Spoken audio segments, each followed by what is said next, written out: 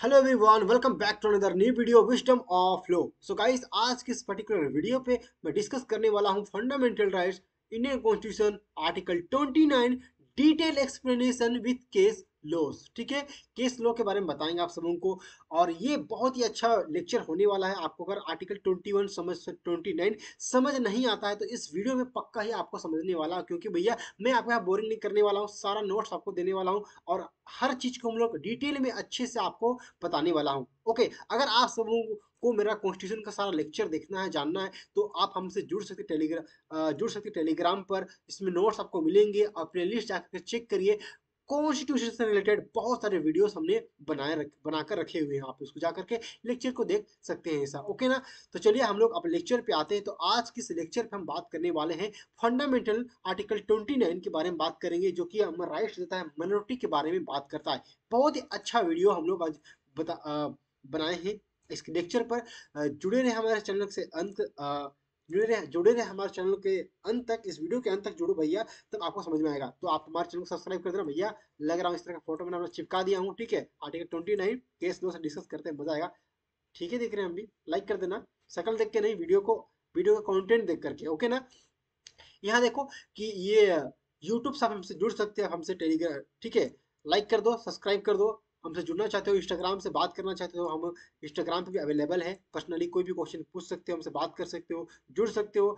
Telegram पे बहुत सारे बच्चे हैं, हम हमसे जुड़ते हैं, अपना क्वेश्चन रखते हैं, पूछते हैं। आप हमसे टेलीग्राम पे जुड़ करके वीडियोस, अपना अपडेट्स, ठीक है, कब लाइव सेशन कब आएगा, और नोट्स, नए नए चीज आप हमसे टेलीग्राम से चैनल में जुड़ करके जान सकते हो। चलिए, ठीक है, अब हम बात करते हैं आर्टिकल 29 के बारे में। तो सबसे पहले एक इंट्रोडक्शन के बारे में आपको यहाँ पे कुछ इंट्रोडक्शन में देना चाहूंगा। उससे पहले, ओके ना, एक सेकेंड, मेरा डायरी कहाँ गया? ओके, ये इज माय डायरी। देखिए, डाइवर्सिटी, डाइवर्सिटी यहाँ पे देखिए, डाइवर्सिटी इंडिया।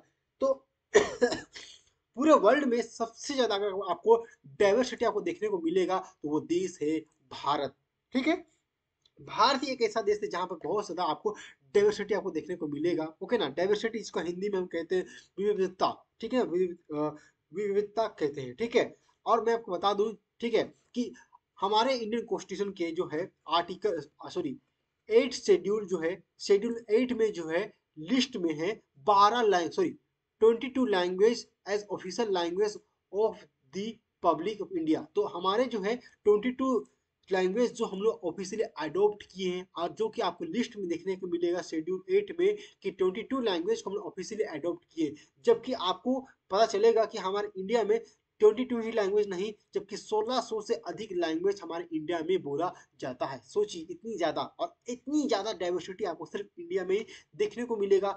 आप इंडिया में कभी भी, कहीं भी रहते हैं, कहीं भी रहते हैं, आप थोड़े से कुछ किलोमीटर के दूर में ही चले जाइए, वहाँ का रहन सहन, भाषा, सब कुछ बदल जाता है। ठीक है, तो इतनी बड़ी डाइवर्सिटी आपको हमारे इंडिया में ही देखने को मिलेगा। तो some element of culture change from one religion to another. तो आप रिलीजन के आधार पर देखिएगा, हर किसी का अपना रहन सहन, बात करने का तरीका अलग अलग होता है, लैंग्वेज अलग होता है, और डिपेंड अपॉन द हिस्ट्री। तो सबका अपना एक हिस्ट्री जो है, उनका अपना एक हिस्ट्री हिस्ट्री है। इकोनॉमिक्स एंड जियोग्राफी, जिसका क्षेत्र में जाएगा, अगर आप रहते हैं बिहार में तो बिहार का हिंदी अलग होगा, दिल्ली का अलग होगा, यूपी का अलग होगा, हरियाणा में अलग होगा। सबका हिंदी में भी आपको अलग अलग डाइवर्सिटी आपको देखने को मिलेगा। ओके ना, तो सिर्फ हिंदी में नहीं, अलग अलग हर जगह आप देखिएगा। साउथ में जाएगा उसमें तमिल बोला जाएगा, बंगाल में जाए बंगाली बोला जाएगा, उड़ीसा में जाए उड़िया बोला जाएगा, झारखंड में आएगा नागपुरी बोला जाएगा आपको। ठीक है, उसके बाद राजस्थान में जाएंगे राजस्थानी, गुजरात में जाओ तो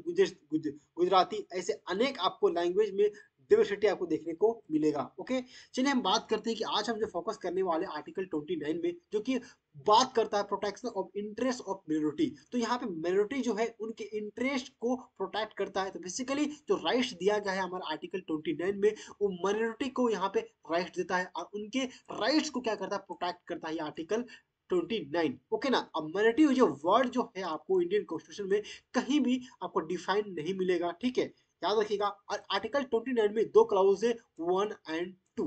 यहाँ पे पहला क्लाउज कहता क्या है, जब ध्यान सुनना, कि any section of the citizen residing in the territory of India. तो कोई भी सेक्शन का आदमी, कोई भी व्यक्ति हो, सिटीजन हो, मैटर नहीं करता है कौन सा कास्ट से, कौन सा रिलीजन से आता है, कौन लैंग्वेज बोलता है, सिटीजन होना चाहिए। तो वो इंडिया में रहता है और एनी पार्ट ऑफ टेरिटरी, तो कहीं भी रहता हो तो उसके पास अपना खुद का डिस्टिंक्ट लैंग्वेज है, having a distinct language, script उनका अपना लिपि होता है, लिखने का, समझने का, बोलने का तरीका, कल्चर उनका अपना कल्चर उनके पास होता है। तो हर एक व्यक्ति के पास, हर सिटीजन के पास ये है उनका अपना खुद का जो है राइट्स, जो है उनका जो है अपना लैंग्वेज को, अपना स्क्रिप्ट, अपना कल्चर को प्रोटेक्ट करने के लिए कंजर्व कर सकता है। वो क्या कर सकता है, उसको कंजर्व कर सकता है। कंजर्व करने का मतलब उसको सुरक्षित रख सकता है। तो आप कंजर्वेशन दैट मीन्स का मतलब हिंदी, इसका मतलब होता है तो past one generation to other generation. मतलब अगर हम लोग अभी बोलते हैं, हम लोग जानते हैं क्या, अभी हिंदी बोलते हैं, हम झारखंड में तो नागपुरी बोलते हैं, भोजपुरी में, बिहार में भोजपुरी बोला जाता है। तो देखा जाए तो यहाँ पर आप इन चीजों को, ये अपना लैंग्वेज, अपना कल्चर, अपना स्क्रिप्ट को कैसे आप इसको प्रोटेक्ट करोगे, संरक्षण कैसे करोगे, उसके लिए आपको एजुकेशनल इंस्टीट्यूशन बनाना पड़ेगा। तो आप एजुकेशन इंस्टीट्यूट बनाओगे, आप बच्चों को पढ़ा लिखाओगे, तब उनको ज्ञान दोगे कि हाँ भैया इस तरह का लैंग्वेज है, इस तरह कल्चर है, जो कि हम लंबे समय तक फॉलो करते आ रहे हैं। तो ये जो आर्टिकल 20 है, सब क्लास 1 जो है, वो क्या करता है, उनको राइट देता है कि वो अपने लैंग्वेज को, अपने स्क्रिप्चर, अपने स्क्रिप्ट और कल्चर को क्या कर सकते हैं, प्रोटेक्ट कर सकते हैं, उनको संरक्षण कर सकते हैं। ये आर्टिकल 29 सब क्लाउस 1 जो कि आपको फंडामेंटल, आपका ये राइट से भूलना नहीं है। तो यहाँ पे सेकंड क्लाउस क्या बोलता है, ध्यान सुनना। सेकंड क्लाउस बोलता है कि no citizen shall be deny admission into any educational institution. तो कोई व्यक्ति, नो सिटीजन, यहाँ पर कोई भी सिटीजन हो, चाहे कोई भी सिटीजन हो, ठीक है। सिटीजन मतलब कि यहाँ पे धर्म देखा नहीं जाएगा, कौन सा कास्ट है वो भी देखा नहीं जाएगा। सिटीजन मतलब आदमी होना चाहिए, भारत का नागरिक होना चाहिए। तो उसको डिनाई नहीं कर सकते हैं आप उसको मना नहीं कर सकते कि आप एजुकेशन इंस्टीट्यूट में एडमिशन लेने के लिए, ठीक है। और वैसे इंस्टीट्यूट जो कि वैसे इंस्टीट्यूट, वैसे कॉलेजेस, वैसे संस्था जो कि भारत सरकार और हमारा भारत हो गया स्टेट गवर्नमेंट से क्या करता है, वो रिसीव करता है, मेंटेन किया जाता है, उसको पैसा मिलता है, फंडिंग उनको मिलता है, उसको receive aid out of funding, पैसा उसको मिलता है, ओके, सहयोग मिलता है स्टेट की तरफ से, सरकार की तरफ से। तो और ठीक है, तो वैसे, तो इस ऐसे इंस्टीट्यूट जो है, जो भी इंस्टीट्यूट जिसको पैसा वैसा मिलता है सरकार से, सिंपल सी बात बोले थे, तो वो आपको जो आपके साथ एडमिशन लेने को लेकर के कभी भी डिस्क्रिमिनेट नहीं करेगा, कभी डिनाई नहीं करेगा, चाहे आप कोई भी religion, caste, race, language, any of them, किसी में भी, किसी के अंदर में आते हैं तो ओके।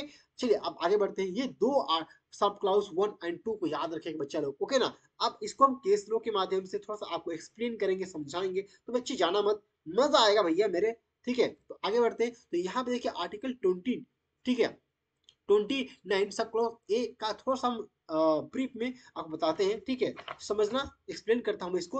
माइनॉरिटी माइनॉरिटी जो वर्ड जो आपको बता रहा हूं मैं, वो कभी वो दिखेगा कि नो वेयर मेंशन। तो यहाँ पे आप देखिए कि यहाँ पे जो माइनॉरिटी जो वर्ड है आपको देखने को यहाँ पे नहीं मिला आर्टिकल 29 में, ओके ना। तो माइनॉरिटी वर्ड जो है आपको यहाँ कहीं भी आपको इंडियन कॉन्स्टिट्यूशन में जो है आपको डिफाइन नहीं मिलेगा। तो can derive meaning the minority from, तो जो माइनॉरिटी जो है फ्रॉम वर्ड इन सेक्शन और गोस एज फॉलो। तो क्या फॉलो करता है, तो यहाँ माइनॉरिटी जो वर्ड जो है, तो any section of citizen residing और, ठीक है, in the territory of India, तो कहीं भी वो रहता है, और एनी पार्ट ऑफ इच, तो इंडिया में भैया तुम कहीं भी रहो, तो it which having a distinct language, जिसके पास डिस्टिंक्ट लैंग्वेज और स्क्रिप्ट और कल्चर है, वो माइनॉरिटी में यहाँ पे आ सकता है, ओके ना। इसमें याद रखना इसे, ठीक है, इस बात को, ठीक है।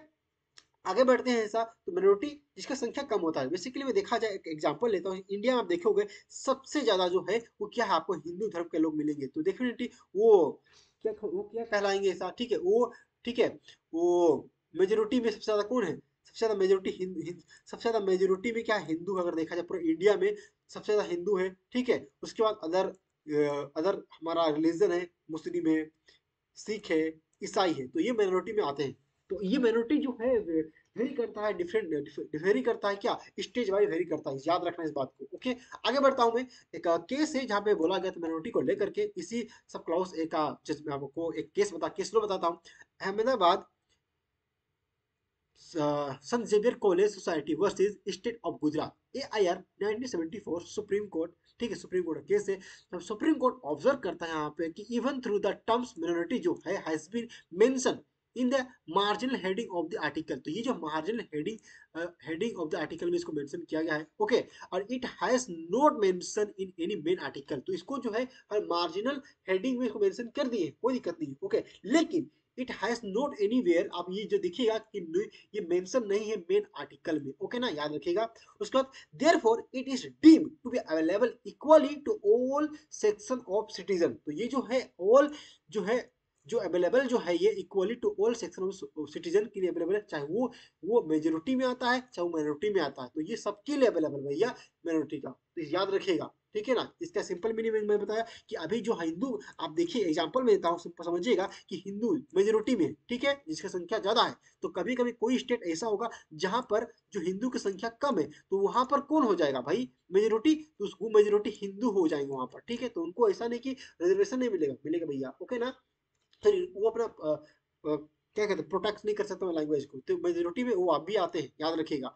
आगे बढ़ता हूँ, आगे एक एक्सप्लेन करता हूँ फिर से आर्टिकल 29 सब क्लॉज 2 को, जहां पे ये बोला गया है कि आपको समझिएगा कि अगर आप कोई भी अपना लैंग्वेज को, अपना कल्चर को, अपना स्क्रिप्ट को, अपना स्क्रिप्ट जो है उसको क्या करते हो प्रमोट करना चाहते हैं, उसका उनका जो क्या करोगे संरक्षण करना चाहते हैं, तो उनका आपको एक ही माध्यम मिलता है, वो मिलता है क्या, एजुकेशनल इंस्टीट्यूशन। तो आप एजुकेट करके ही इंसान को अपना अपना जो है कल्चर को, अपना लैंग्वेज को, अपने स्क्रिप्ट को जो है उसको क्या कर सकते हो, उसको बचा सकते हो, ठीक है। तो यहाँ पे आप उसके लिए एजुकेशन इंस्टीट्यूट बनाओ, पढ़ाओ, बच्चों को एजुकेट करो, one generation to other generation आप उसको एजुकेट करो, उसको ट्रांसफर करो, तब ये लंबे समय तक एग्जिस्ट करेगा, आप उसको संरक्षण कर सकते हो। तो यहाँ पर एक बात बोल दिया गया कि आर्टिकल 29 सब क्लॉज 2 में कि जो भी एजुकेशन इंस्टीट्यूट है, ठीक है, इंस्टीट्यूशन है, वो अगर वो मेंटेन बाय द स्टेट है या receiving aid out of the state, तो वो मिल रहे, तो वो जो क्या करेगा आपके साथ जो है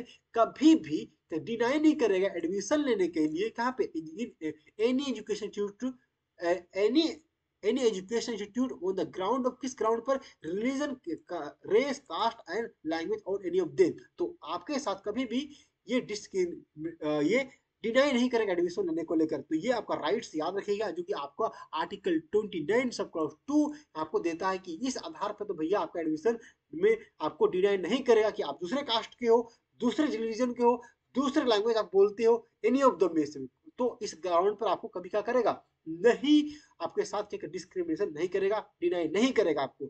और ये जो राइट्स दिया गया है, it is an individual right given to the citizen, ये एक इंडिविजुअल राइट को दिया गया है, इंडिविजुअल व्यक्ति को, नॉट अप एनी कम्युनिटी को दिया गया है, इस बात को भी याद रखिएगा बच्चा लोग, ओके ना। आगे बढ़ता हूँ, अब मैं आप लोगों को आपको रिजर्वेशन के कंसेप्ट के बारे में बताता हूँ, जो कि आर्टिकल 29 सब क्लॉज 2 जो है उसको, और आर्टिकल 15 सब क्लॉज 4 को यहाँ पे कनेक्ट करता हूँ। जरूरी है यहाँ पे जानना आप सबों के लिए कि एसटी एंड ओबी, एसटी हो गया और एससी ओबीसी जितने भी कैटेगरी आते हैं उनको रिजर्वेशन किसे दिया जाता है। तो यहाँ पे जो है आर्टिकल देखिएगा 15 सब क्लॉज 4, जिसको जो है भारत, जिसमें जिसको शामिल किया गया था फर्स्ट कॉन्स्टिट्यूशन अमेंडमेंट में, यहाँ फर्स्ट कॉन्स्टिट्यूशन अमेंडमेंट, याद आप लोग लिख लीजिएगा, थोड़ा सा मेरा हाथ चल रहा है, ठीक है। तो फर्स्ट कॉन्स्टिट्यूशन अमेंडमेंट में क्या हो गया था, आर्टिकल 15 सब क्लॉज 4 को ऐड कर दिया गया था, जहां पर ये बात बोल दिया गया था क्लियरली, यहाँ पर जो है एसटी एससी को रिजर्वेशन दिया गया था। तो ये देख पढ़ लेते हैं आर्टिकल, बोलता क्या है कि नथिंग दिस आर्टिकल और एनी क्लाउज 2 ऑफ आर्टिकल 19।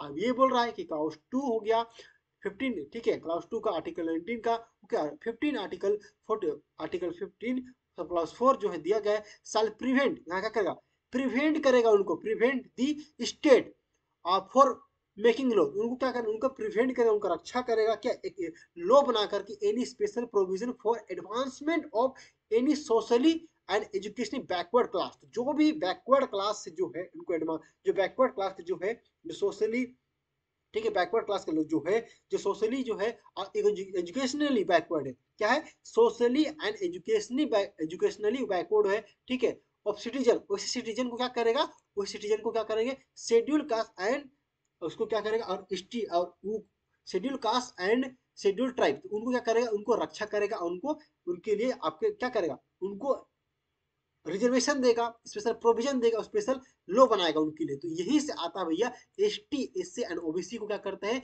यहाँ पर हम लोग देते हैं उनको रिजर्वेशन, नाम देते हैं इनको, ओके ना। उसके बाद देखिएगा आर्टिकल 29 सब clause 2 subject to article 15 sub clause 2 is that is specially provision of favour. ये जो फेवर, ये जो स्पेशली ये जो आर्टिकल जो है स्पेशली फेवर जो दिया गया, किनको फेवर में दिया गया है, S T OBC, S T OBCs and SC के जो advancement of any social and education backward class को दिया गया है। तो जो भी आज जानते हैं आप सभी लोग एसटी एससी एंड ओबीसी को जो दिया गया है, जो backward socially and backward class जो उनको दिया गया है, इसी आर्टिकल के अंदर उनको मिलता है रिजर्वेशन। ओके ना, याद रखिएगा। ओके ना, अब यहाँ पे देखिए उसके बाद आगे बढ़ता हूँ।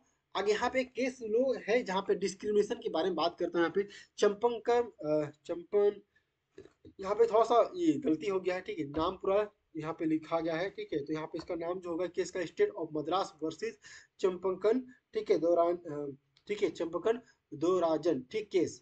तो यहाँ पे देख लीजिएगा चंपकन दो राजन केस, थोड़ा सा गलती हो गया है। ओके, तो यहाँ पे जो स्टेट गवर्नमेंट जो मद्रास जो इशू करता है चंपकन दरवाजे है, उनके साथ क्या होता है, ये कम्युनल गवर्नमेंट ऑर्डर एक पास होता है जहाँ पर उनके साथ डिस्क्रिमिनेट करता है, उनका एडमिशन नहीं लिया जाता है। किस आधार पर कि वो उनके साथ डिस्क्रिमिनेशन होता है कि बेसिस ऑफ कास्ट, कास्ट के आधार पर उनके साथ उनको डिनाई कर दिया था, मेडिकल कॉलेज उनके एडमिशन नहीं होता। तो यहाँ पर जो है गवर्नमेंट जो यहाँ पे ये बात बोलती है कि भैया हम तो कास्ट के आधार पर यहाँ पे डिस्क्रिमिनेट किए हैं यहाँ पर। ओके, तो इसको तो ये जो ऑर्डर जो है मद्रास हाई कोर्ट का, उसको क्या मिस जो है चंपकम, ठीक है, यहाँ पे देखिए इसका नाम देख लीजिए चंपकन दो ठीक है, दो रजन, ठीक है, दो रजन जो है उस चीज को क्या करता है, सुप्रीम कोर्ट में इस मैटर को लेता है, फाइनल जाता है, सुप्रीम कोर्ट अप्रोच करता है, आफ्टर दैट ये मैटर जाता है सुप्रीम कोर्ट। ओके ना, तो यहाँ पे जो गवर्नमेंट इसमें मद्रास गवर्नमेंट जो है अपना कंटेंट में बात बोलती है कि हम जो है ये हम जो एक यहाँ पे देखिए यहाँ पे एक वर्ड छूट गया है, यहाँ पे 48 आर्टिकल 48 जो है उसके आधार पे अकॉर्डिंग ऑर्डर जो है प्रमोट कर रहे हैं हम लोग किसको, ये social justice among all the society of section को क्या कर रहे हैं, हम लोग प्रमोट कर रहे हैं। तो बेसिकली जो आप आपके साथ जो हम इस आधार पर एडमिशन लिए हैं, आपके साथ आपके साथ आपको जो डिनाई किए हैं, वो किस चीज पर डिनाई किए हुआ है आपका, ये जो है कास्ट के आधार पर। ओके ना, तो आर्टिकल 48 जो है इसको हम क्या कर रहे हैं, उसके अकॉर्डिंग हम चल रहे हैं, उसको प्रमोट कर रहे हैं, सोशल जस्टिस को हम लोग प्रमोट कर रहे हैं among all the section of society. तो आर्टिकल 48 बेसिकली कहता क्या है, आर्टिकल 48 जो बेसिकली कहता है कि promotion of educational and economic interest of schedule caste and tribe, schedule tribes and other weaker section. तो अदर वीकर सेक्शन जो है, ठीक है, उनको ये क्या क्या करता है, प्रमोट करता है आर्टिकल 48, जिसमें जिसके अकॉर्डिंग हम लोग चल रहे हैं, ये मद्रास गवर्नमेंट का कहना है। ओके ना, तो यहाँ पर इसका इस कोर्ट में इस जजमेंट में क्या आया कि यहाँ पे जो है कि it was held that the communal government order constitute. तो यहाँ पे इसमें जो आया, कोर्ट ने ये कहा कि कम्युनल गवर्नमेंट इंस्टीट्यूट जो है क्या क्या है कि यह वॉयलेशन है, ये वॉयलेशन है ऑफ द फंडामेंटल राइट्स का जो है वॉयलेशन है, ठीक है, जो गारंटी दिया गया सिटीजन को जो कि इंडियन कॉन्स्टिट्यूशन में दिया गया आर्टिकल 15 में। तो आर्टिकल 15 में हम लोग देखेंगे, हमेशा आप देखिएगा कि वहाँ पे no no discrimination on the ground of race, religion, caste, किसी भी तरह का आप रिलीजन क्या कर सकते हो, आप उसमें डिस्क्रिमिनेशन नहीं कर सकते हो। लेकिन भैया डिस्क्रिमिनेशन नहीं कर सकते हो तो भैया यहाँ पे रिजर्वेशन उसमें कंसेप्ट नहीं था, तो इसीलिए गवर्नमेंट जो है स्पेशली जो है एक अमेंडमेंट करती है कॉन्स्टिट्यूशन पे, ठीक है, जहां पर फर्स्ट अमेंडमेंट आता है, ठीक है, फर्स्ट अमेंडमेंट आता है हमारे इंडियन कॉन्स्टिट्यूशन में, जहां पर जो है हम लोग क्या करते हैं, जहाँ पे गवर्नमेंट जो है क्या करता है, यहाँ पे देख लीजिए कि यहाँ पे देखिए फर्स्ट कॉन्स्टिट्यूशन अमेंडमेंट वाज प्रोट लाया गया थ्रू दी, और लाया गया और ऐड कर दिया गया किसको, आर्टिकल 15 सब क्लॉज 4 को यहाँ के ऐड कर दिया गया। उसके बाद से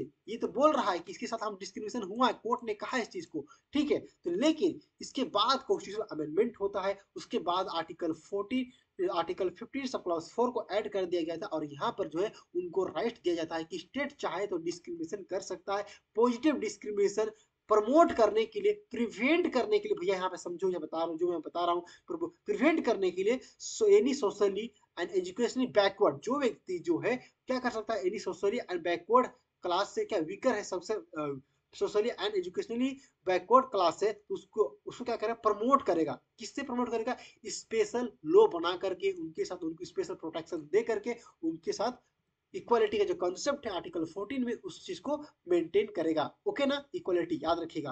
तो ये इस तरह का रहा, तो बेसिकली ये बात इसमें बोला गया। तो भैया मेरे इसको मैं दोनों से लिंक किया, आर्टिकल 29 से आर्टिकल 29 और आर्टिकल 15 सब क्लॉज 4 जो उससे लिंक किया। ओके ना। तो आई होप इस वीडियो के माध्यम से मैं डियर स्टूडेंट्स आप सबको समझ में आया होगा कि मैं आप लोगों को बहुत ही अच्छे वे में, अच्छे से इजी लैंग्वेज में आप लोगों को आर्टिकल 29 मैंने एक्सप्लेन किया। ओके ना। अगर आप सबको को वीडियो अच्छा लगा तो भैया प्लीज हमारे यूट्यूब चैनल को आप लोग लाइक कर देना अभी। ओके, अच्छा वीडियो को लाइक करना, यूट्यूब को तो सब्सक्राइब करना है आप लोग को, ठीक है। ऐसे ही लेक्चर के लिए पर इंडिया उसके बाद हमसे जुड़ सकते हो आप लोग टेलीग्राम पर, ठीक है, इंस्टाग्राम पर बात कर सकते हो एज योर विश। ओके, तो चलिए बच्चों इस वीडियो में इतना ही। आप लोग बाय बाय, आप लोग को बाय बाय, ठीक है, मिलते हैं नेक्स्ट वीडियो में। लव यू ऑल एवरीवन, आप सबों को, ठीक है। चलिए बाय बाय करते हैं हम लोग, चलिए ठीक।